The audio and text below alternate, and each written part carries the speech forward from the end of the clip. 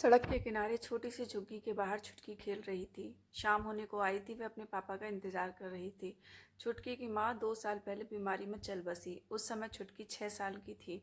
तब से पापा थोड़ा बहुत कमाते थे, उससे ज़्यादा शराब में उड़ा देते थे। सुबह देर से उठते थे, फिर रेहड़ी पर थोड़े से फल लेकर गली गली बेचने निकल जाते थे। आज बहुत देर हो चली थी। छुटकी को खाना भी बनाना था। वह अंदर गई, मिट्टी के तेल से जलने वाले लैंप को साफ किया, उसका शीशा निकाल कर साफ किया, फिर उसमें मिट्टी का तेल डालकर रख दिया। पास ही में माचिस भी रख दी, जिससे अंधेरा होते समय उसे जलाकर खाना बना ले। सुबह ही तो उसने अपने पापा से कहा था, बापू घर में खाने को कुछ ना है, शाम को राशन लेता ही हो। लाखन ने गुस्से में देखा, अपनी माँ को खा गई, अब मुझे भी खा जा। जब देखो खाना खाना करती रहती है। छुटकी चुप रह गई। इसी तरह शाम तक वह भूखी रही। कुछ खाने को जो नहीं था, शाम को अगर उसके पापा कुछ ले आए तो वह पका लेगी, नहीं तो उनके सोने के बाद उनकी रेहड़ी में से एक फल चुरा कर खा लेगी। पिछली बार ऐसा करते देख कर लाखन ने उसे बहुत मारा था, लेकिन पेट की भूख के आगे कहाँ कुछ दिखता है। आज पापा को देर हो गई थी, अब तक तो आ जाते थे। कई आशंकाएं छुटकी के मन में उठ रही थी। कहीं पीकर किसी से झगड़ा तो नहीं कर लिया, कहीं पीने बैठे हों, घर आने का होश ही ना हो। बहुत देर हो जाने पर छुटकी झुग्गी का पर्दा लगाकर पास वाले बनवारी चाचा के पास गई। उसने बोला, चाचा, बापू अभी तक नहीं आया। बनवारी बोला, अरे बेटी, उसका तो रोज का काम है, कहीं पीकर पड़ा होगा। तू चिंता मत कर, मैं अभी दुकान बढ़ाकर उसे देखने जाता हूँ, तू घर जा। ऐसे अंधेरे में अकेले मत घूम। बनवारी का एक छोटा सा पान का खोखा था। वह लाखन का बचपन का दोस्त था। छुटकी अपनी झुग्गी में वापस आ जाती है। अंधेरा होने लगा था। उसने लैंप जलाकर रख दिया और पापा का इंतजार करने लगी। भूख के मारे बुरा हाल था, लेकिन खाने के लिए कुछ नहीं था। कुछ देर बाद बनवारी चाचा दौड़ते हुए आए और बोले, छुटकी, छुटकी। क्या हुआ चाचा, बापू कहाँ हैं? छुटकी ने जल्दी से पूछा। बनवारी चाचा ने जो बताया उसे सुनकर छुटकी के होश उड़ गए। उन्होंने बताया, बेटी, दोपहर को पुलिस वाले बाजार से सारी रेडी उठाकर ले गए, जिसमें तेरे बापू की भी थी। 2 घंटे बाद तेरा बापू शराब पीकर थाने जाकर हंगामा करने लगा। दरोगा को गुस्सा आ गया, उसने उसे बंद कर दिया। यह सुनकर छुटकी रोने लगी। बनवारी चाचा ने कहा, बेटी, एक काम कर, मेरे साथ मेरे घर चल। यहाँ अकेली कैसे रहेगी? वहीं चाची के पास सो जाना, हो सकता है कल तेरे बापू को छोड़ दें। छुटकी ने आंसू पोंछते हुए कहा, नहीं चाचा, मैं पुलिस चौकी जाती हूँ, पता नहीं पुलिस वाले बापू के साथ क्या सलूक करेंगे। यह कहकर छुटकी तेजी से लैंप बुझाकर झुग्गी का पर्दा डालने लगी और फिर तेजी से पुलिस चौकी की ओर चल दी। बनवारी चाचा उस 8 साल की बच्ची को देखते रह गए। बच्चे कितनी जल्दी बड़े हो जाते हैं। तभी उन्होंने आवाज़ लगाई, रुक छुटकी, मैं भी आ रहा हूँ। लेकिन छुटकी ने कुछ नहीं सुना। वह तेज कदमों से पुलिस चौकी की ओर चल दी। बनवारी चाचा उसके पीछे पीछे तेजी से जा रहे थे। पुलिस चौकी पहुंचकर छुटकी ने देखा, बहुत से पुलिस वाले वर्दी पहने इधर से उधर जा रहे थे।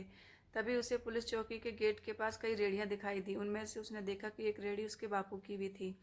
वह तेजी से अंदर की ओर चल दी। चौकी के गेट के पास जाकर उसने देखा, सामने कुर्सी पर एक रोबीला थानेदार बैठा कुछ काम कर रहा था। उसे देखकर छुटकी डर गई। वह वहीं खड़ी रही, उसकी हिम्मत अंदर जाने की नहीं हो रही थी। तभी पीछे से बनवारी चाचा आ गए। वो उसके पास ही खड़े हो गए। वहीं से उन्होंने कहा, साहब, ये लड़की बहुत गरीब है, इसकी माँ नहीं है, इसके बापू को छोड़ दीजिए। तभी एक हवलदार उनके पास आया और बोला, तू फिर आ गया?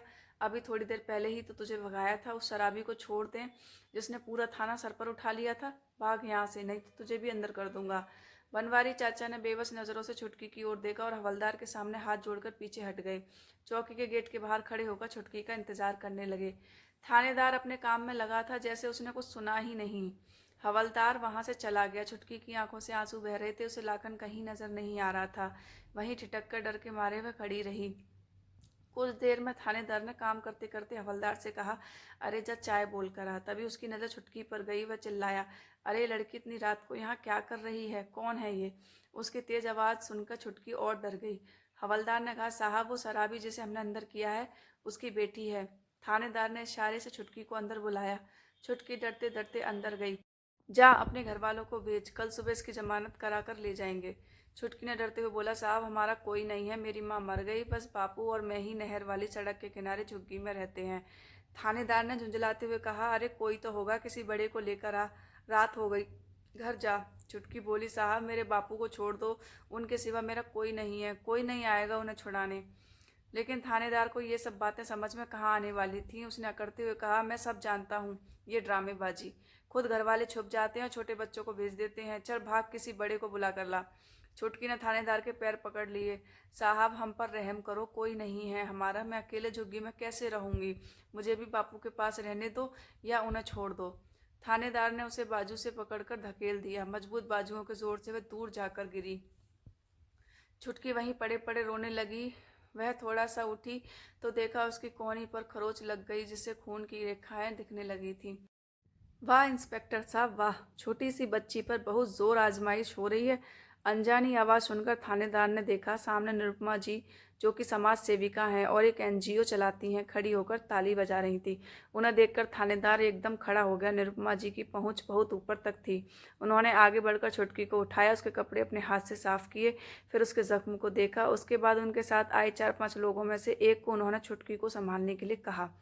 उसके बाद निरुपमा जी थानेदार के सामने जाकर खड़ी हो गई। हाँ तो इंस्पेक्टर साहब, किस बात की सज़ा मिल रही है इस बच्ची को? थानेदार थोड़ा सा सकपकाया। कुछ नहीं मैडम, वो इसे बहुत देर से कह रहा हूँ घर जा और किसी बड़े को भेज, लेकिन यह मान ही नहीं रही। इसके बाप ने शराब पीकर हंगामा किया है, इसलिए उसे अंदर कर दिया। निरुपमा जी बोली, मैंने सब सुन लिया। बाहर इसके पड़ोसी बनवारी चाचा खड़े हैं, वो ही मुझे यहाँ लेकर आए हैं। ये बेचारी सच बोल रही है, इसकी माँ नहीं है, केवल इसका बाप है। इसके बाप को तो आपने शराब के लिए अंदर कर दिया, लेकिन बाकी रेहड़ी वालों को क्या, जिनकी रेहड़ी आपने थाने में लाकर खड़ी कर दी है? थानेदार बोला, हमें ऊपर से ऑर्डर थे, रास्ता खाली कराना था। निरुपमा जी ने कहा, जब आपके हवलदार इन गरीबों से उगाही करते हैं तब भी ऊपर से ऑर्डर लेते हो? पहले आप लोग रेहड़ी लगने देते हो, बाद में हटा देते हो।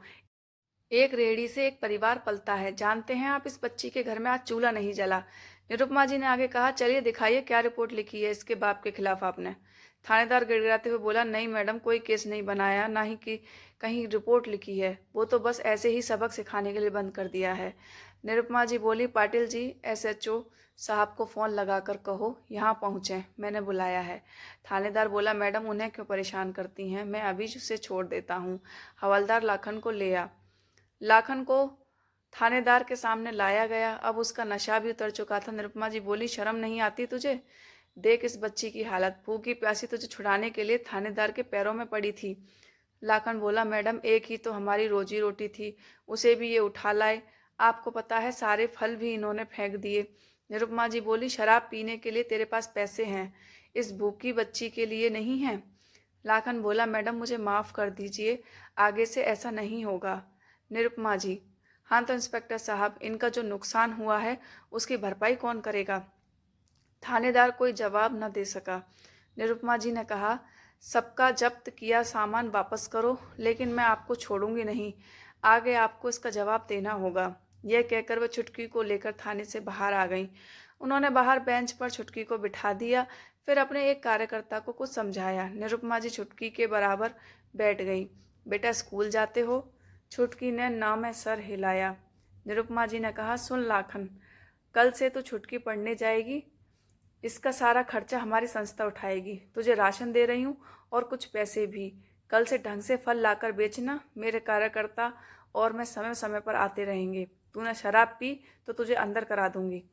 तभी उनका कार्यकर्ता राशन और छुटकी के लिए खाना लाया। निरुपमा जी ने छुटकी को खाना खिलाया। उसके बाद लाखन और छुटकी राशन रेहड़ी पर रखकर अपनी झुग्गी की ओर चल दिए।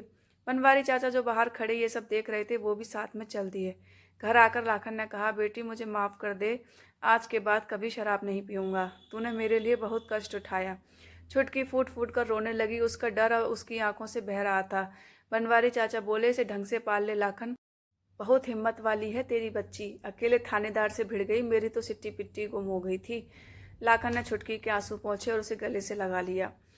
अगले दिन से लाखन ढंग से काम करने लगा। इधर निरुपमा जी की मदद से छुटकी स्कूल जाने लगी।